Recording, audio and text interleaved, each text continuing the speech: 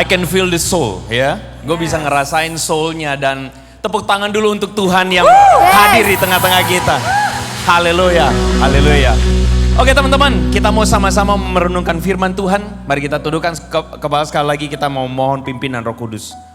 Roh Kudus yang baik, kami hadir di tempat ini. Kami ingin sekali lagi menaruh pikiran dan hati kami kepada Tuhan, agar Engkau mengisi kami dengan kebenaran-Mu. Izinkan hati kami seperti kirbat yang kosong, siap menerima anggur yang baru, siap menerima urapan yang baru, siap menerima pengertian yang baru. Karena kami rindu mencari hikmat daripada Tuhan, dan kami rindu hidup kami diubahkan oleh karena firman-Mu. Kami percaya firman-Mu akan menjadi benih yang tumbuh subur di hati kami masing-masing. Dan ketika kami keluar dari ruangan gereja ini, kami menjadi pribadi yang diubahkan Tuhan. Oleh karena itu Tuhan, pimpinlah kami dalam perenungan firman-Mu. Roh Kudus yang baik, berbicaralah. Kami siap mendengarkan. Di dalam nama Tuhan Yesus kami berdoa, sama-sama katakan amin. Oke, ini duduk silakan, bagaimana ya? Gue juga agak bingung ya. Thank you teman-teman ya. So, hari ini kita akan bicara tentang satu topik. Dan topik itu adalah yang Tuhan taruh di hati. Topiknya adalah Tuhan yang menjadi manusia. Tuhan yang menjadi manusia. Nah, sembari teman-teman cari posisi wena, cari posisi paling oke, untuk kalian bisa standby, posisi kalian bisa nyaman, begitu ya. Kita mau dengarkan satu video. Video ini adalah video dari seorang podcaster yang mungkin teman-teman tahu lah kira-kira. Ketika dia mempertanyakan atau ketika dia encounter dengan seorang yang ya mungkin bisa dia bilang seorang yang mengerti agama, lalu kemudian dia bilang begini, gue itu tidak bisa memahami agama karena masing-masing agama itu punya klaimnya sendiri-sendiri dan dia punya kebingungan. Dan bisa jadi kebingungan dia itu mewakili kebingungan teman-teman juga. Oke, teman-teman, pertanyaan itu adalah pertanyaan yang menarik ya. Dia bilang, gue jadi bingung kenapa? Karena agama ini saling gesekan. Karena masing-masing agama mengklaim punya sorganya, punya keselamatannya. Jadi dia bilang begini, gue bingung tuh. Jadi di sorga itu Tuhannya ada satu atau ada banyak? Oke. Teman-teman, kalau teman-teman lebih condong Tuhan ada satu atau ada banyak? Satu. Kayaknya kita nggak usah diskusi soal Tuhan banyak, Tuhan satu. Kayaknya lebih benar Tuhan satu. Kalau Tuhan banyak, chaos nih dunia kan. Masing-masing punya kuasanya sendiri, berantem tabrakan.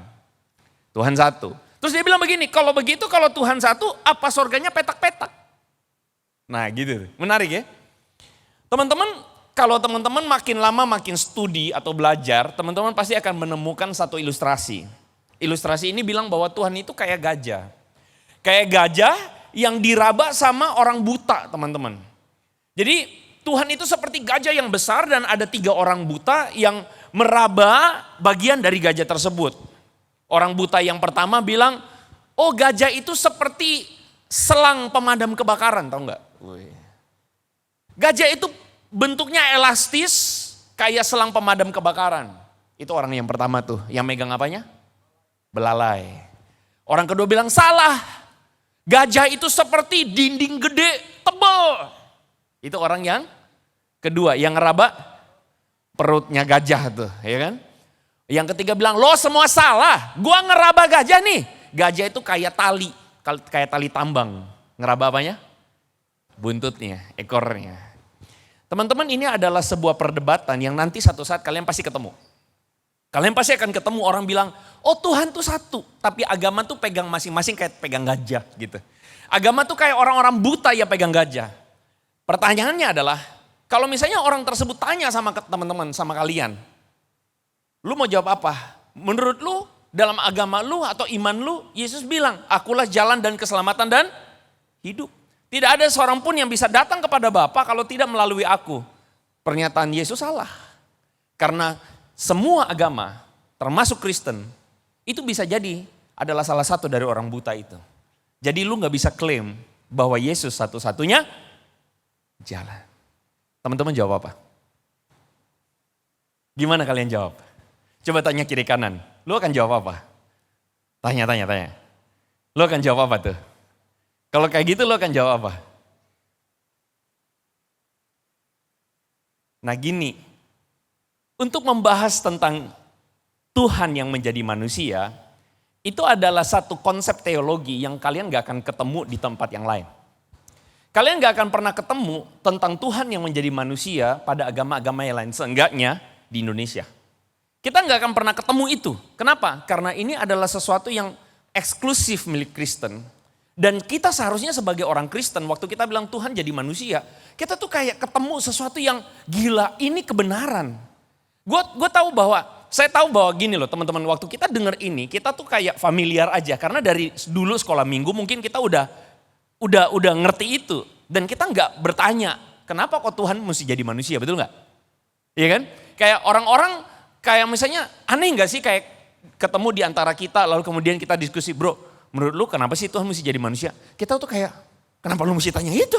Iya kan? Kayak lu aneh banget, lu Kristen kagak? Iya gue Kristen. Ya udah kalau lu Kristen, harusnya lu udah tahu dong dari dulu emang begitu gitu kan.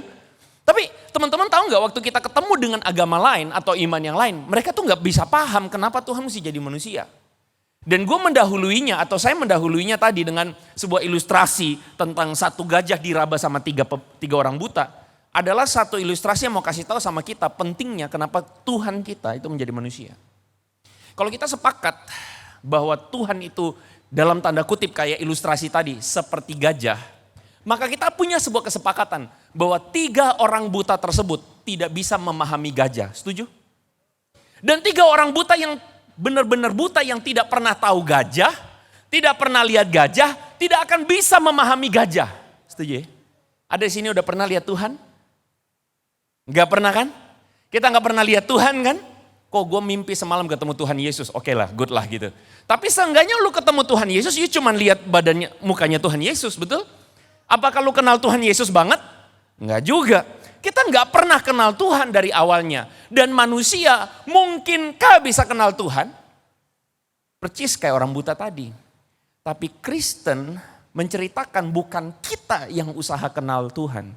Tapi Tuhan yang mendekat dan memperkenalkan dirinya pada kita. Perhatikan ini baik-baik. Teman-teman, kenapa Tuhan menjadi manusia? Ibrani pasal 1 ayat 1 sampai 3. Kita baca sama-sama. 1, 2, 3. Setelah pada zaman dahulu Allah berulang kali dalam berbagai cara berbicara kepada nenek moyang kita dengan perantaran nabi-nabi.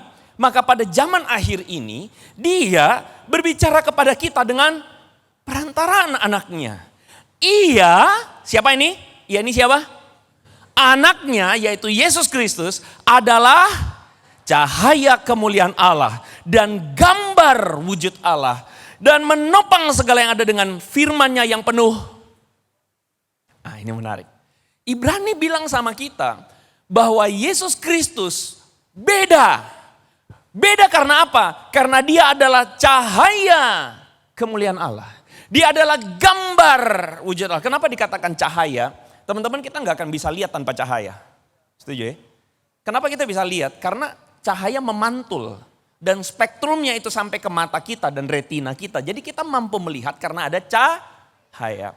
Dan di dalam ilustrasi ini dikatakan Yesus itu cahaya kemuliaan Allah. Dialah gambar wujud Allah sehingga manusia tahu. Tuhan itu kayak gimana.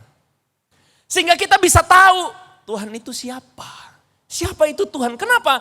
Karena pada dasarnya ada perbedaan hakikat yang luar biasa antara kita sama Tuhan. Gue suka pakai ilustrasi ini. Gimana caranya kita kenalin diri pada kodok? Siapa namanya? Sorry. Michelle ya. Michelle waktu pulang ke rumah, di depan rumahnya ada taman. Dan ternyata waktu dia pulang ke rumah dia dengar kodok-kodok lagi konferensi. Di depan taman Michelle, di depan rumahnya Michelle. Kung kung kung, krok krok krok gitu kan ya. Michelle kepo dong, kok belum pernah ada ini. Dia dekatin itu taman, dia liatin. Kodok-kodok lagi konferensi. Ada yang dari Nicaragua, ada yang dari Nigeria, ada yang dari Kanada. Semua datang delegasi kayak Piala Dunia, kayak Olimpiade teman-teman ya. Terus mereka lagi konferensi di depan rumahnya Michelle. Waktu Michelle datang, kodok-kodok sadar ada Michelle yang datang menghampiri mereka. Menurut teman-teman kodok akan ngapain? Bubar. Nggak ada kodok yang langsung bikin spanduk, selamat datang Michelle. Nggak ada. Mereka bubar. Kenapa mereka bubar? Takut, benar. Insting kodok akan sadar ada raksasa. Ya kan? Padahal raksasanya cantik begini. Tapi kodok-kodok gak bisa menerima itu. Kodok-kodok lihatnya apa? Michelle mau celakain kita nih. Mereka kabur, mereka lari semua. Lah Michelle baru pulang ibadah di JCC Youth gitu kan. Dipenuhi dengan kasih Tuhan. Michelle sedih banget. Kenapa? Loh gue datang dengan kasih tapi dipikir gue monster. Gimana caranya supaya Michelle bisa menunjukkan dirinya yang penuh kasih kepada kodok-kodok itu? Gimana caranya? Bisa nggak? Bisa nggak? Ada sebuah derajat yang beda banget kan antara kodok dan manusia, betul? Gimana caranya manusia itu bisa dikenal kodok? Gimana? Bagi makanan. Piara kodok. Michelle mengutus kodoknya yang di rumah. Jadi nabi. Kodok itu nabi itu datang. Oi, gak usah kabur. Itu Tuhan gue. Kodok-kodok yang lain percaya nggak? Bisa ya bisa nggak? Iya kan? Halu lo gitu kan ya. Bahkan ketika bilang, itu manusia. Kodok ngerti nggak itu manusia? Hah, manusia? Kata apa itu? Kata kodok gitu kan. Kungkung krok gitu kan. Itu apa? Kodok tidak punya konsep tentang manusia. Tentang apa yang mereka tahu, ini menakutkan. Jadi gini, meskipun Michelle mengutus kodok yang diutus Michelle sebagai nabinya, itu tidak bisa membuat kodok-kodok itu memahami siapa itu Michelle, betul? Jadi gimana caranya supaya Michelle dikenal oleh kodok? Cara satu-satunya adalah Michelle jadi kodok.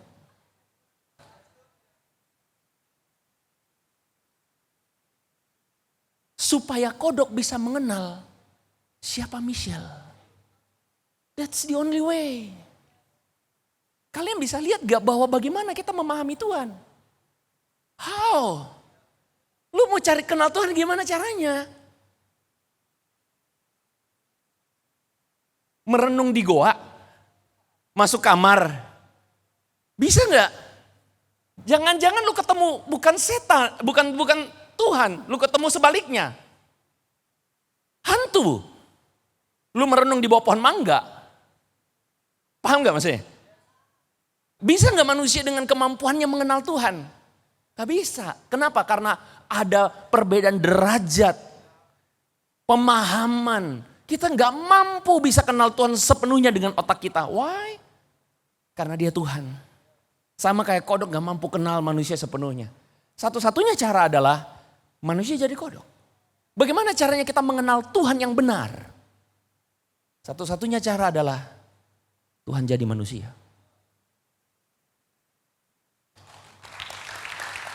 Kemuliaan bagi nama Tuhan. Satu-satunya cara adalah Tuhan jadi manusia. Dan kalian sadar nggak bahwa segala upaya manusia mengenal Tuhan itu yang kita sebut dengan agama. Agama A, atau kita sebut saja agama biru, agama orange, agama kuning, bahkan even agama hijau. Adalah agama-agama upaya manusia untuk kenal Tuhan. Salah nggak? Nggak salah, mereka berupaya. Bagus nggak? Bagus. Kita hargai itu. Ada sebuah keinginan manusia untuk mengenal Tuhan. Makanya agama-agama, kalau teman-teman bilang, ada orang yang bilang gini, agama itu semua pada dasarnya baik. Ada benernya. Karena agama-agama memang mengajarkan kebaikan pada permukaannya, betul nggak? Agama-agama ngajarin hormat sama orang tua, bagus? Bagus. Agama-agama ngajarin berbuat kebaikan, bagus? Bagus. Karena itu adalah upaya kesadaran akan adanya Tuhan, tapi mereka berupaya kenal Tuhan, gitu loh. Ada upaya yang bagus. Makanya orang Kristen kalau lihat agama lain, tidak dengan merendahkan, tapi menghargai. Kenapa? Karena ada upaya untuk mengenal Tuhan. Betul ya? Tapi masalahnya ilustrasi tadi membantu kita mengerti. Agama-agama itu kayak orang buta yang lagi berusaha ngeraba gajah. Karena mereka tidak mampu bisa memahami Tuhan secara utuh. Mereka cuma bisa nangkap bagian-bagian tertentu dari Tuhan. Paham ya? Jadi bagaimana caranya kita manusia bisa diselamatkan kalau kita nggak benar-benar kenal dia? Nggak bisa. Bagaimana caranya kita diselamatkan kalau kita cuma bisa menggapai dia dengan usaha kita? Nggak bisa. Dan satu-satunya cara Tuhan dinyatakan kepada kita, satu-satunya cara adalah bagaimana Tuhan jadi manusia. Ibrani 1 ayat 3, sekali lagi kita baca. 1, 2, 3. Ia adalah cahaya kemuliaan Allah dan gambar wujud Allah. Dan menopang segala yang ada dengan firman-Nya yang penuh kekuasaan. Jadi firman ini kasih tahu sama kita bahwa, hey, you have privilege. Kalau kamu hari ini percaya kepada Yesus, you have privilege. Kenapa? Karena Dia yang menghampirimu. Halo? Makanya Alkitab mengatakan bukan kamu yang memilih aku, tapi aku yang memilih kamu. Ayat itu mau kasih tahu sama kita bahwa Tuhanlah yang berinisiatif mencari manusia berdosa. Tuhanlah yang berinisiatif, karena itulah perbedaan kekristenan dengan yang lain. Agama lain ngajarin kita untuk kamu mesti bersihin diri. Kamu mesti lakuin ini supaya kamu lepas dari dosa, betul gak? Hapus dosa kamu, hapusin usaha hapus dosa. Kita hargai saja, tapi kekristenan berbicara lebih daripada itu. Kita manusia berdosa, kita harus terima kenyataan itu. Kenyataan bahwa apa? Semampu-mampunya, sekuat-kuatnya kita hidup kudus. Pada akhirnya firman Tuhan mengatakan, kekudusanmu seperti kain kotor. Kita manusia gak akan bisa benar-benar dengan kekuatan kita sendiri hidup layak di hadapan Tuhan. Dan satu-satunya solusi, Tuhan yang mencari manusia berdosa. Jadi kekristenan cuman satu-satunya. Bilang kepada saya satu-satunya. Kekristenan cuman satu-satunya yang menjelaskan secara rasional bahwa kita berjumpa dengan Tuhan yang benar.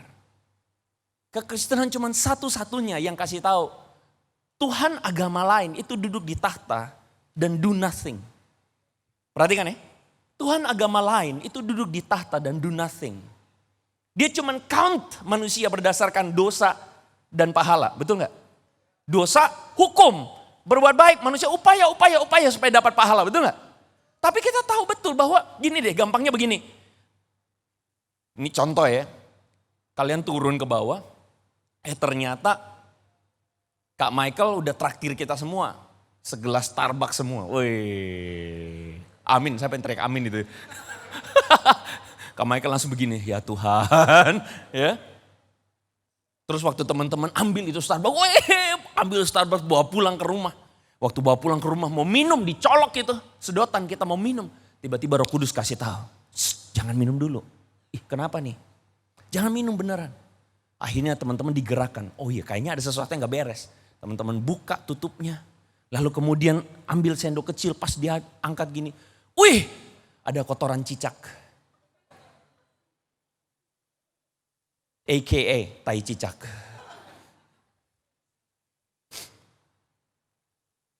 Apa respon teman-teman?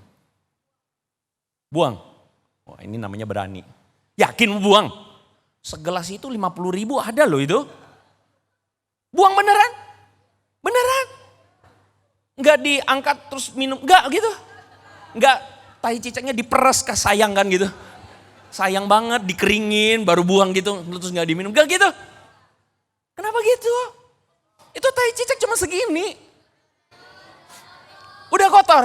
Loh itu kan kopinya segini, segelas. Tapi udah kotor. Tai cicak cuma segini. Kotor ya?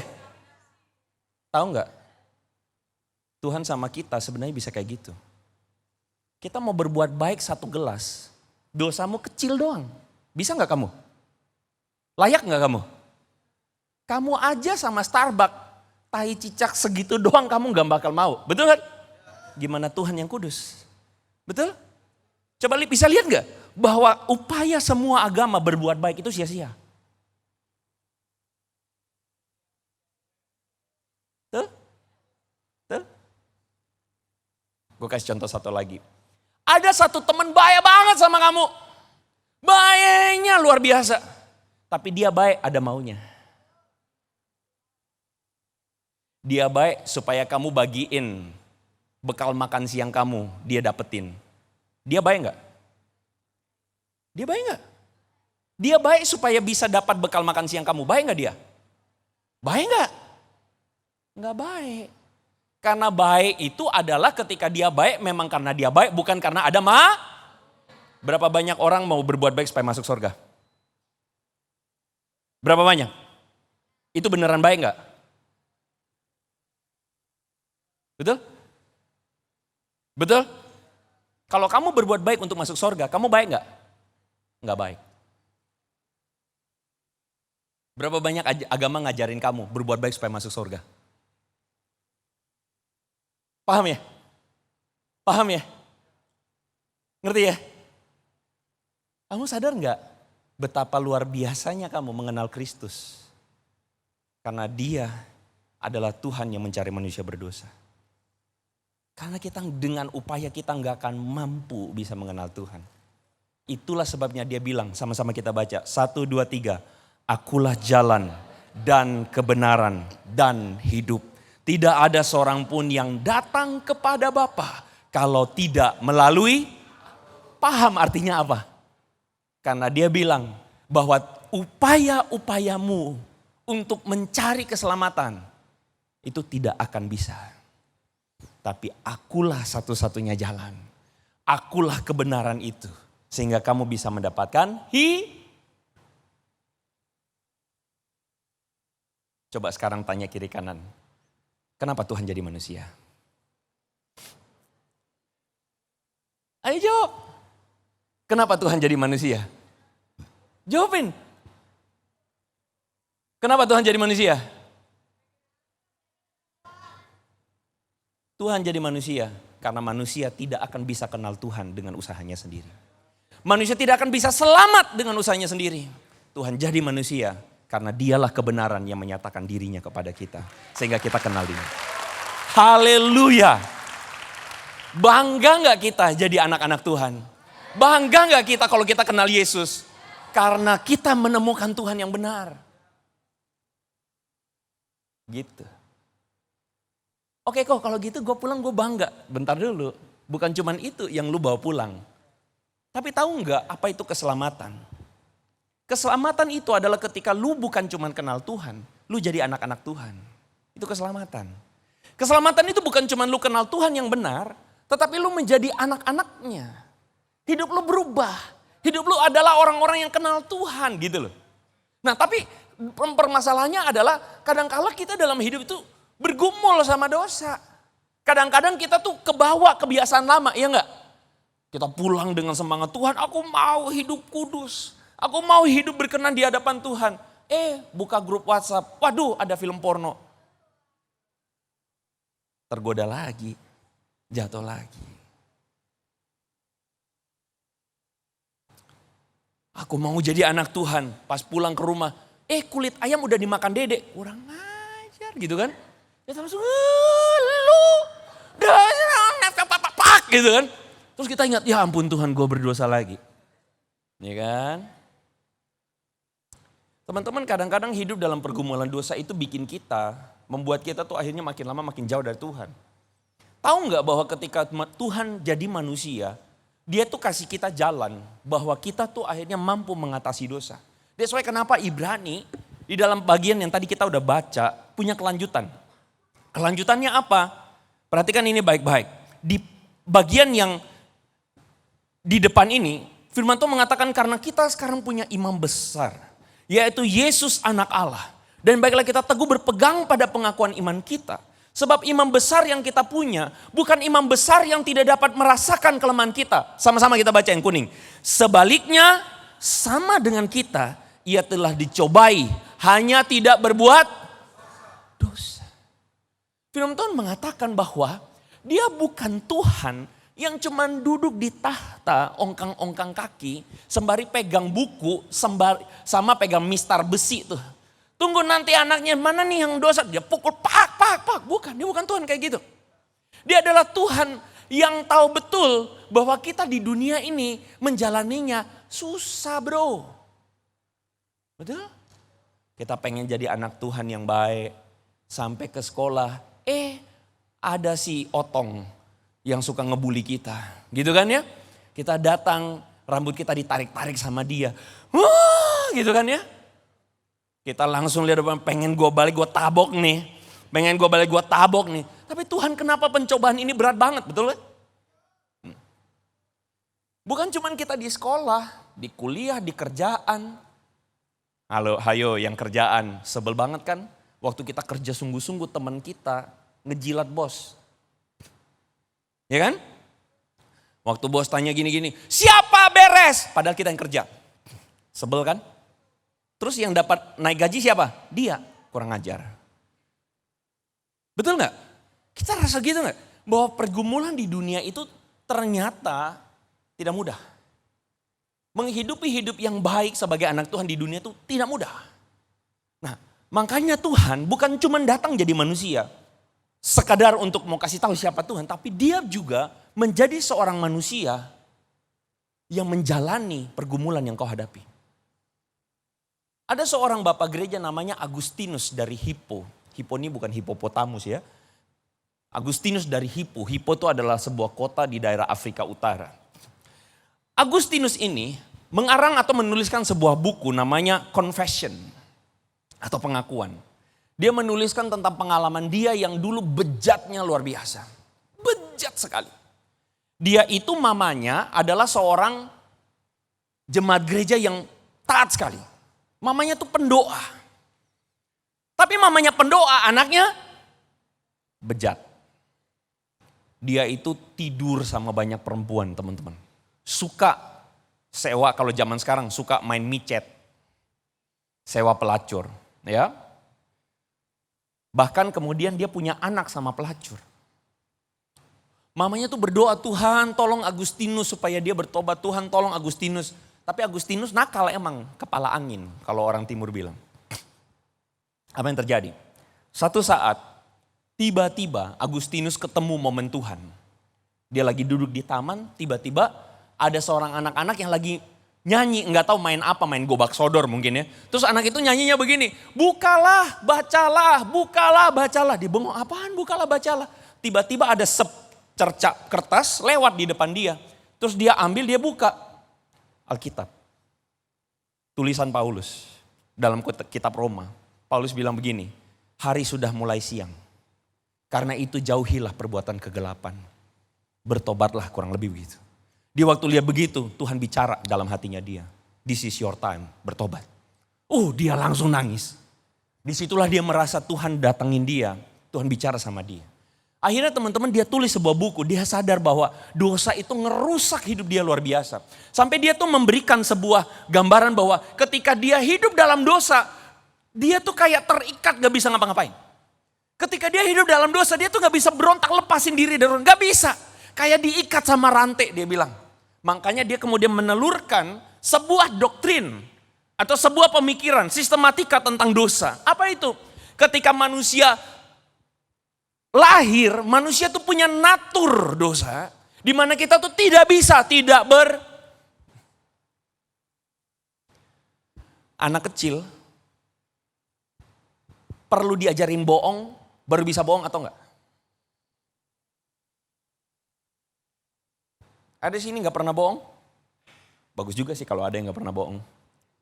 Coba ingat-ingat dulu, siapa ngajarin bohong baru kita bohong? Ada yang ngajarin nggak? Ada. Bapak mak kita? Enggak kan ya? Gak ada yang ngajarin. Siapa yang ngajarin kita egois? Gak mau bagi kulit ayam sama kakak kita. Siapa yang ngajarin? Gak ada kan? Kita egois itu by nature. Jadi manusia tuh tidak ada yang bisa benar-benar bersih dari dosa. Dosa tuh menguasai kita sedemikian sehingga kita tuh tidak bisa artinya kita bakal selalu bisa berdosa. Nah Agustinus bilang kalau seseorang ketemu Tuhan Yesus maka dia bisa menolak dosa. Itu Agustinus bilang. Kalau seorang ketemu Yesus maka dia akan bisa bilang begini, tak mau Ku hidup bagi dunia ini lagi. Tak ingin. Kok jadi dangdut ya? Koplo jadinya ya. Itu namanya natur dosa itu ya. Manusia mengenal Kristus, mendapatkan keselamatan. Dan itulah yang membuat dia bisa bilang no terhadap dosa. Apa maksudnya? Imam besar yang kita punya, kata penulis Ibrani, adalah Yesus Kristus. Yang bukan jadi Tuhan yang ongkang-ongkang kaki doang, ngehukumin orang. Tetapi dia adalah Tuhan yang menjadi manusia dan merasakan pergumulan pencobaan yang kau hadapin. Dia dicobai oleh iblis setelah dia dibaptis, betul gak? Jangan lupa waktu dia dibaptis, ada turun suara dari langit. Apa suaranya? Inilah anakku yang kukasihi, kepadanya aku Perhatikan, setelah Tuhan atau Bapa bilang inilah anakku yang kukasihi, Yesus dibawa oleh Roh Kudus ke padang gurun untuk dicobai. Nah, udah pada dibaptis? Belum, ada yang udah ya. Yang udah dibaptis, barusan dibaptis, dibawa papa mama kemana? Restoran kan buat makan kan? Perhatikan. Tapi Yesus dibawa ke padang, dia langsung membawa dirinya berjumpa dengan kesulitan yang kita hadapi. Pencobaan. Bahkan seumur hidupnya dia mengalami pencobaan. Makanya firman Tuhan mengatakan dia bukan Tuhan yang gak merasakan kelemahan kita. Kita tuh kayak bilang gini, Yesus mah Tuhan, enak banget. Salah. Dia Tuhan, tapi dia juga manusia. 100% Tuhan dan 100% manusia. Artinya apa? Dia berjumpa dengan pencobaan yang kita hadapi hari ini. Tapi bedanya dia sama kita adalah dia punya keteguhan hati di mana dia say no kepada dosa. Bahkan sampai di Getsemani, dia berdoa begini, biarlah cawan ini lalu daripadaku. Tapi bukan kehendakku, tapi kehendakmu yang jadi. Dia adalah Tuhan yang merasakan kelemahan-kelemahan kita. Dia dicobai, tapi dia tidak berdosa. Perhatikan ini, bagaimana dengan tokoh agama yang lain?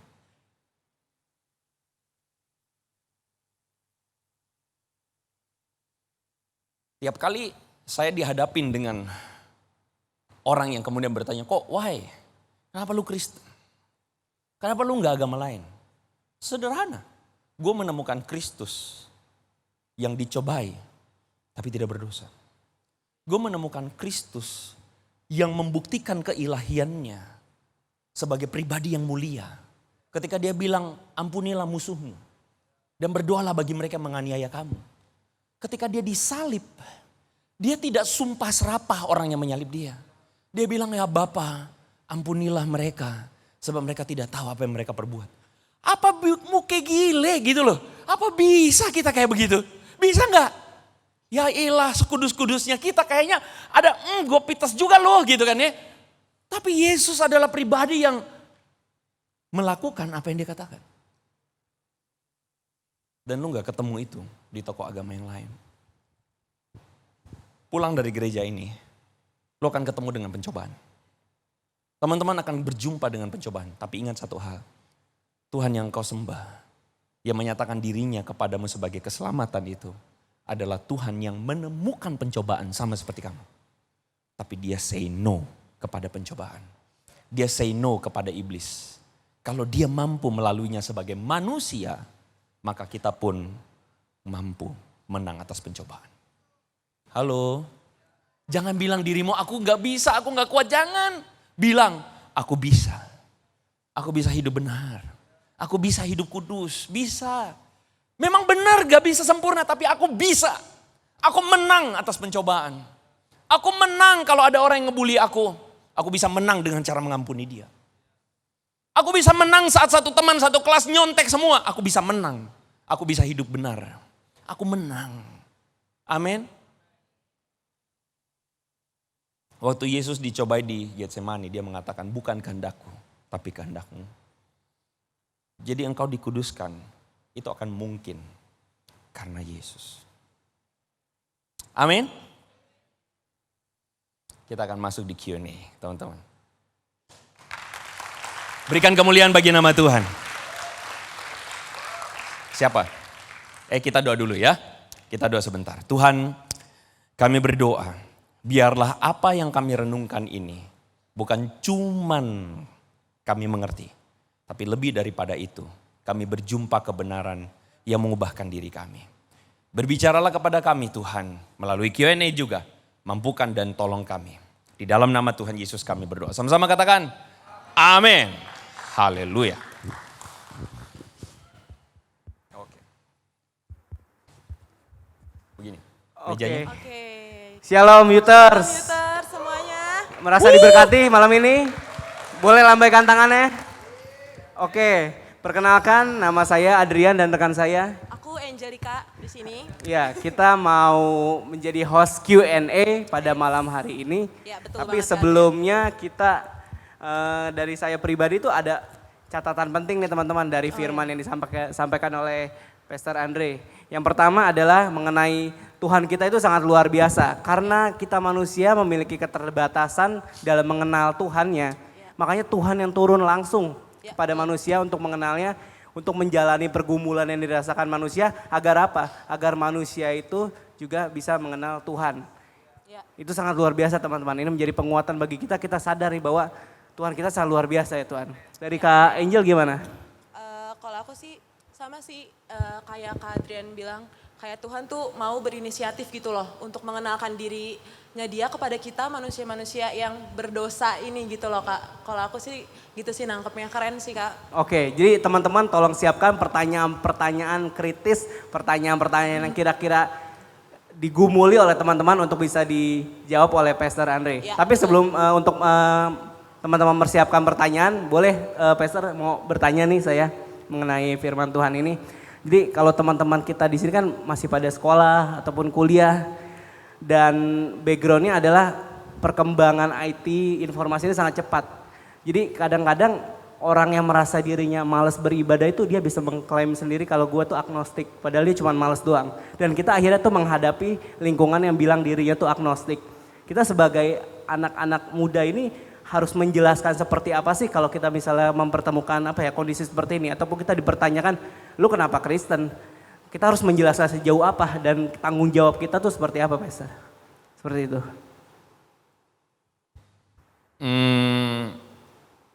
Banyak orang nyebut dirinya agnostik ya. Agnostik itu gini teman-teman, apa sih pengertian agnostik? Agnostik itu adalah sebuah pendekatan atau sikap seseorang yang tidak menolak ada Tuhan. Agnostik itu lebih tepatnya begini, mungkin ada Tuhan. Itu agnostik. Atau lebih tepatnya, ya kayaknya sih gue masih bisa percaya Tuhan. Cuman gue kagak tahu yang mana yang benar. Dan sebenarnya orang seperti itu adalah orang yang, alah gue mah gak bisa menemukan kebenaran. Gue gak bisa percaya dengan klaim agama lu gitu. Jadi gue, ya udahlah pokoknya gue percaya ada Tuhan tapi gak tahu gimana ya gitu. Itu agnostik kira-kira. Nah jadi orang-orang atau agnostisism ini adalah satu pendekatan yang hari ini banyak banget kita bakal temukan di kalangan anak-anak muda. Kenapa? Karena anak-anak muda kecewa sama agama. Hari ini kita lihat di layar televisi kita, orang bisa bunuh orang gara-gara agama. Orang bisa mempersekusi orang lain gara-gara agama. Kayaknya agama tuh bisa jahat banget gitu loh. Atau agama tuh bisa sumber dari perpecahan, kekacauan, peperangan gitu. Jadi makanya orang males sama yang namanya Nah gimana kalau gitu kita sebagai orang Kristen atau orang percaya ketemu dengan orang-orang kayak begini. Kalau gue enggak in rush, ya enggak mau in rush juga. Jadi yang mereka butuhkan sebenarnya itu adalah mereka bukan mempermasalahkan soal tapi perasaan mereka itu loh yang sebenarnya either terluka atau males aja gitu kan. Males aja untuk kenal. Jadi saya akan menempatkan diri sebagai teman aja. Teman dan biarkan terlebih dahulu yang saya mesti dapatkan itu adalah trustnya dia. Saya datang bukan untuk mengkristenkan kamu. Saya datang untuk bukan membuat kamu tuh memaksa kamu, oh kamu mesti percaya Yesus. Enggak. Saya datang ingin sebagai teman buat kamu, menyatakan kasih buat kamu. Dan nanti biar dalam perjalanan kamu bisa kenal kenapa saya menjadi baik atau kenapa saya berbuat baik. Karena Kristus. Jadi kalau pertanyaannya tadi gimana caranya kita ketemu orang-orang kayak begini? Ya jadi teman yang baik aja. Nanti akan ada masanya atau momennya di mana lu bisa jelasin tentang Kristus yang ngubahin hidup lu, gitu aja sih. Oke, thank you Pastor. Mungkin teman-teman di sini sudah ada yang memiliki pertanyaan. Ya, Silakan. boleh dari Boleh. ini Ada 3, 1, 2, 3, 4 ujung. yang depan dulu aja nggak sih Kak Adrian? Iya, silakan. Oh udah. Udah di sana dulu. Situ dulu. Oh Oke, 5, oke. ada 5. Oh, oke, boleh. Ada 5 tuh, 2, 2, 1. Boleh dari yang kanan dulu deh. Silakan perkenalkan diri dan pertanyaannya. Halo, nama aku Yonatan. Halo Yo. Halo. Ini sebenarnya pertanyaan sekelibat di pikiran aku aja sih, Kak. Kan dulu ada pemberontakan di surga kan, Kak. Malaikat, makanya mereka ada sebagian tuh dibuang kan. Oke. Nah, apakah nanti kemungkinan ketika semua sudah selesai, Adi masuk surga, manusia Adi masuk surga, Adi masuk neraka, apakah hak masih ada di surga? Maksudnya sebagai manusia ya, yang udah di surga. Apakah apa? Hak, apakah masih ada hak untuk kita gitu? Jadi untuk memberontak lagi mungkin. Oh, paham. Gitu. Paham. Oke. Terima kasih. Thank you Yo. Langsung dijawab aja Pastor. Ya boleh. Gini teman-teman ya. Firman Tuhan mengatakan dalam Bilangan 29 ayat 29, hak-hak lagi. Hal-hal yang dibukakan Tuhan kepada kita adalah untuk kita dan keturunan kita. Ya. Tapi ada hal-hal yang memang Tuhan tidak bukakan. Dan itu adalah sesuatu yang kita sebut sebagai misteri. Dan bagi Tuhan itu adalah sesuatu yang memang tidak perlu kita tahu banget. Oke, gini. Mentalitas kita sebagai orang Kristen adalah kita mengenal kebenaran lewat siapa? Pertama, kalau tadi dari khotbah tadi, Yesus Kristus. Dan Alkitab, firman Tuhan sebagai cara Tuhan mengenalkan dirinya kepada kita. Itu penting. Jadi kita mengenal Tuhan sejauh Yesus Kristus dan Alkitab.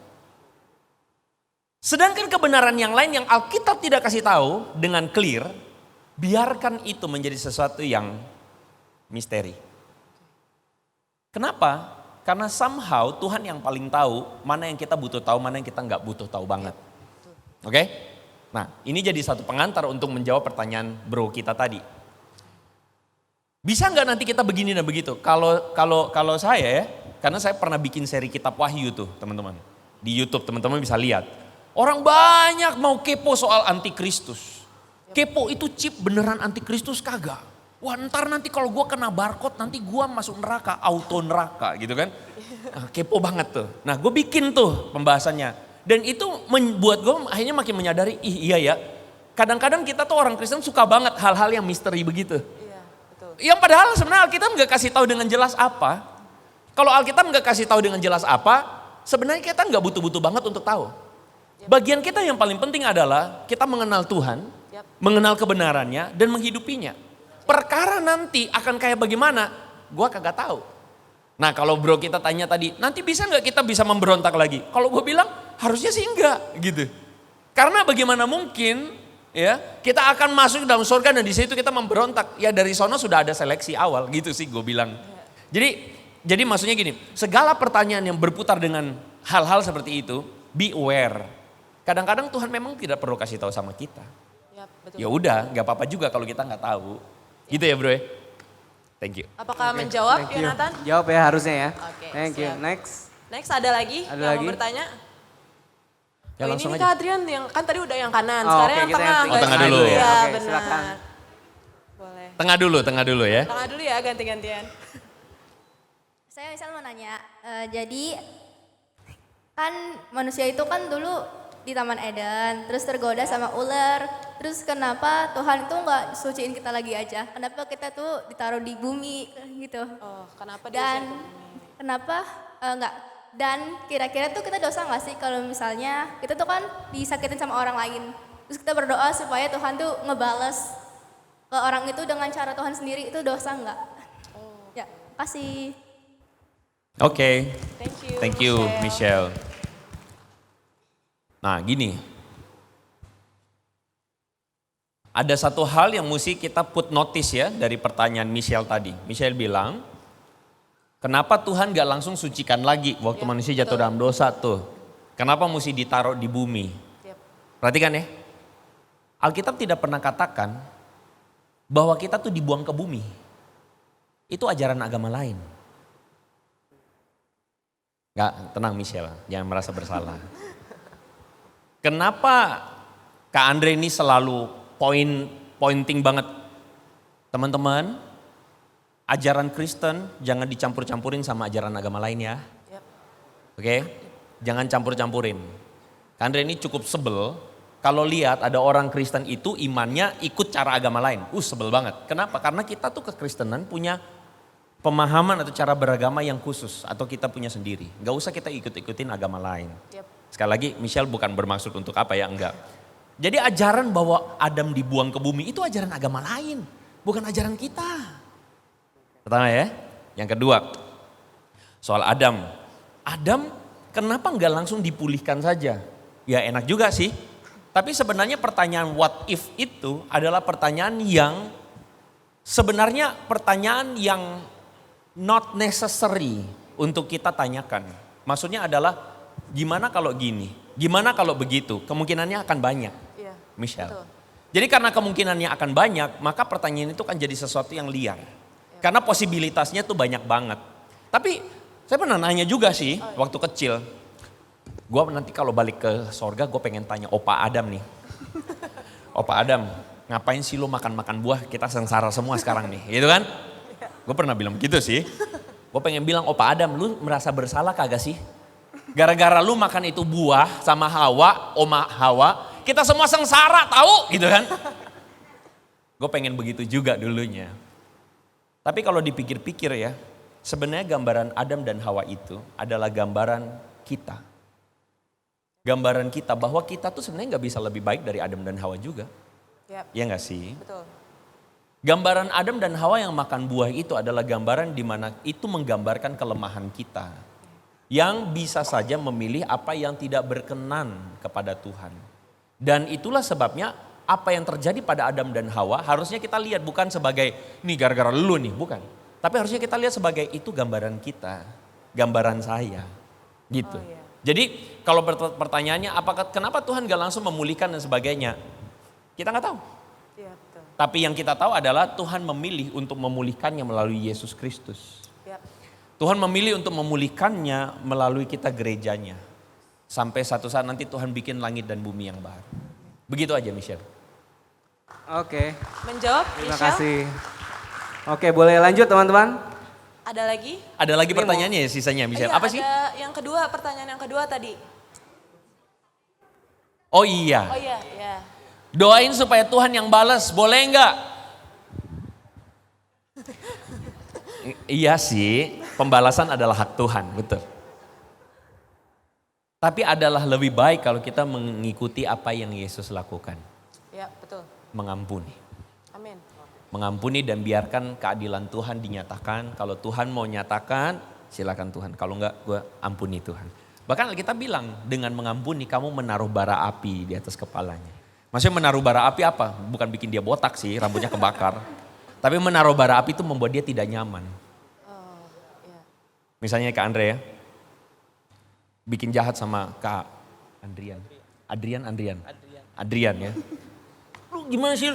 Tapi dia gak balas. Malah dia berbuat baik. Ntar setelah ini dia kasih minum. Guanya merasa berdosa dong. Ya. Gils, gue udah jahat banget sama dia tapi dia bayain gue. Gimana ya? Itu bara api. Gue jadi gak nyaman. Gue gak nyaman dan gue makin gitu ya. Gila, ada yang salah dengan hidup gue. Gitu. Ya. Bukan kita lebih baik. Menjawab Michelle? Oke. Oke. Sebelah sana sahabat semangat, silakan deh. Papua. Oh, Papua, oke.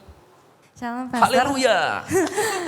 Nama aku Papua. Aku tiba-tiba mikir aja gitu dalam otak.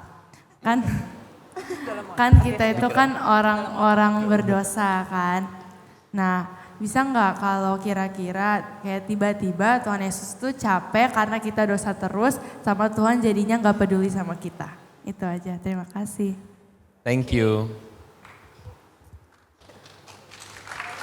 Tuhan capek. Kalau Tuhan capek, secara filosofikal, maka dia bukan Tuhan. Ya. Kalau dia capek, maka dia tidak atau dia menyangkali naturnya dia sendiri sebagai Tuhan yang panjang kasih setianya. Kalau dia capek, maka dia tuh menyalahi dirinya sendiri sebagai Tuhan yang penuh kasih setia. Kenapa saya jawabnya begini? Bukan bermaksud untuk, oh karena gitu Tuhan pasti gue disayang Tuhan terus, gue bikin dosa aja. Firman Tuhan mengatakan jangan sesat, Allah tidak dapat dipermainkan. Yap. Tetapi ketika dia tahu betul bahwa kita bergumul, bisa jadi kita jatuh, kita gagal lagi, kita kecewa. Dia adalah Tuhan yang tidak berhenti mengasihi kita. Amin. Dan itu yang jadi bikin kita secure gak sih? Kayak, aduh, bikin kita secure tapi di satu sisi tuh bikin kita kayak, Tuhan kalau Tuhan udah sayang gue sampai sebegitunya, gue gak kepengen kecewain Tuhan. Ya, Gitu. benar. Ya, Benar-benar. kayak gitulah kira-kira Papua. Menjawab Papua? Oke, thank you. Oke, dari tadi yang sebelah sana terus ya? Iya, Boleh sebelah dong sini Kak yang gimana? pojok gak sih Kak Adrian? Boleh, Tadi boleh. ada tuh Kak. Ada di belakang, tambah lagi ya. Nah, di sebelah Sono. kiri. Sebelah kiri lu nih. Sebelah kiri dulu. Sebuah tips untuk teman-teman supaya dinotis. Duduk paling depan atau paling ujung-ujung. Yang tengah-tengah susah, percaya deh. Iya kan? Oh iya paling depan tuh ya. Oke lanjut. Shalom Kak, perkenalkan nama saya Siska. Ingin bertanya Kak, kan saya punya pacar orang Katolik. Nah, jadi itu sebenarnya Katolik Kristen itu sama atau beda Kak? Dan sarannya aja sih Kak, apakah diterusin apa enggak kayak gitu. Oh, Katolik sama ini. Bahaya ini jawabnya, bisa salah jawab, bahaya ini. Viral lagi ntar. Ini gara-gara Pastor Andre nih ya, kayak gitu. Siapa tadi namanya, sorry? Siska. Siska. Iya. Firman Tuhan mengatakan kepada kita bahwa janganlah kamu menjadi pasangan yang tidak seimbang. Yap. Maksudnya tidak seimbang itu bukan sesimpel lain agama sih. Dan juga bukan sesimpel lain gimana, bukan. Tapi tidak seimbang itu adalah Tuhan mau tanya gini. Sebelum menjawab itu lebih lanjut, gue mau tanya tuh soal gini, apa mimpimu soal keluarga? Itu dulu. What's your dream about family itself? Hubungan suami istri, apa istilahnya tuh soulmate ya istilahnya ya. Lu punya harapan apa untuk lu dan suami dan nanti satu saat anak-anak dalam Tuhan? Lu punya harapan apa? Itu penting. Yap. Karena kalau lu punya harapan bahwa aku dan seisi rumahku akan melayani Tuhan, mengasihi Tuhan. Tapi lu pilih pasangan yang tidak mengasihi Tuhan. Bro, lu lagi halu gak? Gitu tuh pertanyaannya gitu. Ya. Jadi gue gak bilang soal masalah Katolik atau Kristen ya. Karena gue percaya bahwa seorang yang sungguh-sungguh mau cari Tuhan, itu bisa jadi ada di Katolik. Dan juga bahkan di Kristen ada orang yang tidak sungguh-sungguh cari Tuhan, itu ada. Jadi gue gak pentingin soal masalah Kristen atau Katoliknya. Tapi ini orang betul-betul mau cari Tuhan atau tidak. Yep. Ini orang mengasihi Tuhan atau tidak. Kalau dia gak mengasihi Tuhan, sama seperti gue mengasihi Tuhan, susah tuh.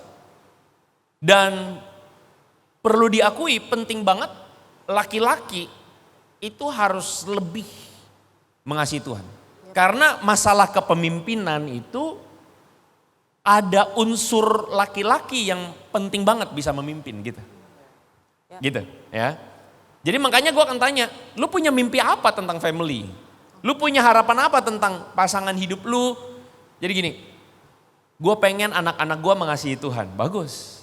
Tapi kalau lu menikahi seorang yang tidak mengasihi Tuhan, anak lu akan bilang begini, ngapain gue mesti baca Alkitab mah? Apa aja gak baca? Oh iya, ya, benar. Itu kita sedang membawa diri ke dalam pencobaan. Jadi seharusnya dari awal lu gak perlu berhadapan dengan anak yang komplain, mama aja gak pergi ke gereja, ngapain gue mesti ke gereja? Ya gitu. Lu gak perlu hadapin itu. Kalau sedari awal, lu sudah screeningnya udah clear bahwa yang mempersatukan kita adalah kasih kepada Tuhan. Gitu. Kalau kita sama-sama mengasihi Tuhan kayak segitiga tuh. Yang satu di ujung, satu di ujung. Makin lama makin asik. Kita bikin romantis. Kita bikin romantis. Gitu. Karena apa? Kasih kepada Tuhan. Ya, Jadi gue cuman kasih itu, pulang doakan, gumulkan. ya. Berarti kita cari pasangan tuh jangan cuma yang satu agama aja ya. Tapi Iya. yang Ya ada banyak pertimbangannya Iya, dan tujuannya benar juga banget. apa. Iya, oke. Oke. Menjawab Thank nggak you, kasih menjawab ya semoga. Oke. Oke. Belum dikasih, ini udah pada angkat tangan nih. Santai, santai, sabar. Masih 2 jam lagi kita. Oke, boleh silakan yang belakang. Siapa tuh yang belakang? Oh, oke. Halo Kak, kenalin nama aku Deborah. Pertanyaan aku, kan Tuhan menciptakan Adam dan Hawa. Terus dia punya anak Kain dan Habel.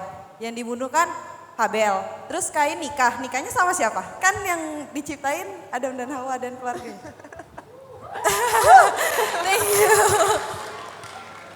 Oke, bisa dijawab. Jawaban pertama, tenang. Pasti Kain bukan ta'aruf. Pasti. Enggak, maksudnya begini. Aduh, gue dilema nih jawab ini nih. Galau ya. Oke.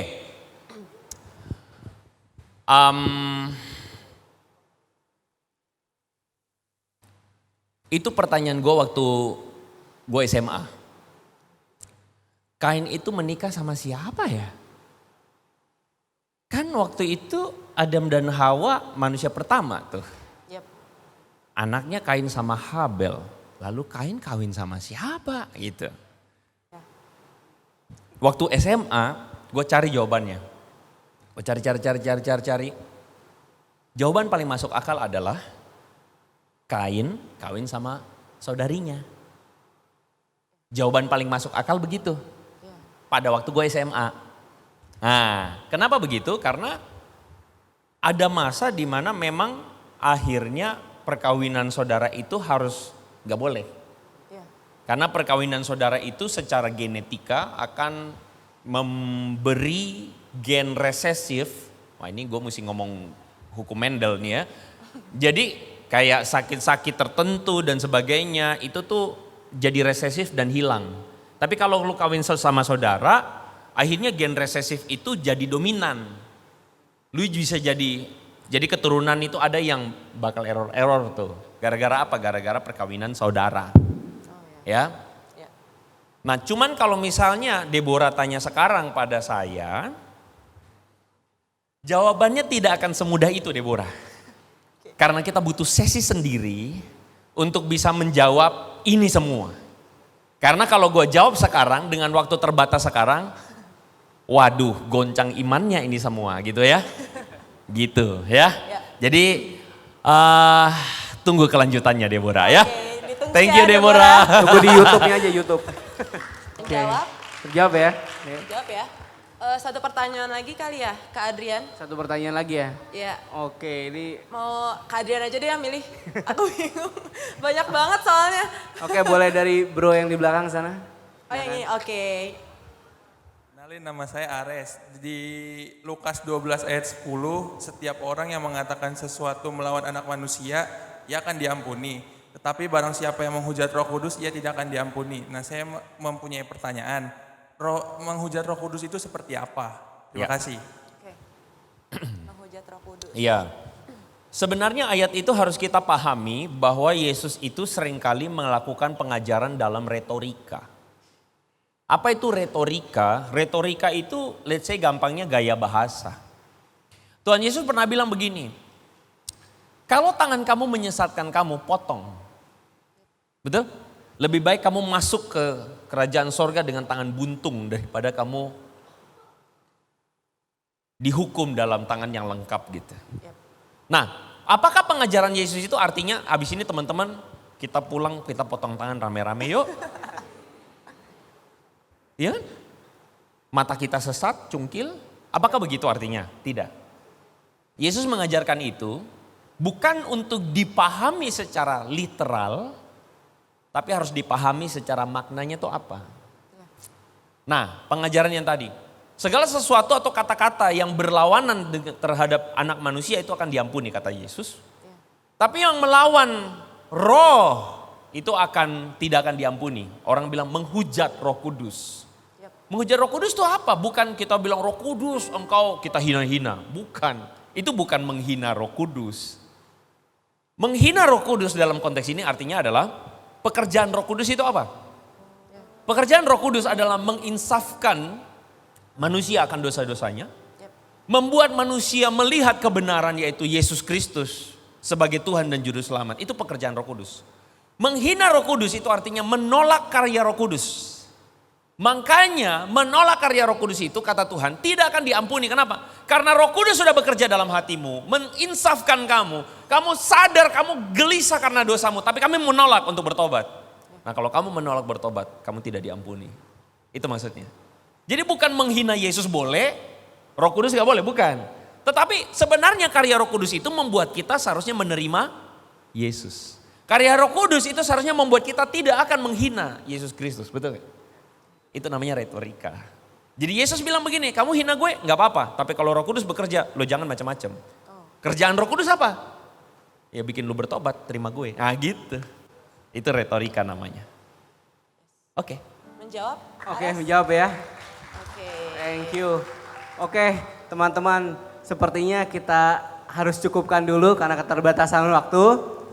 Ya, maka itu kita mengundang teman-teman semua untuk bangkit berdiri. Kita berikan apresiasi kepada Pastor Andre atas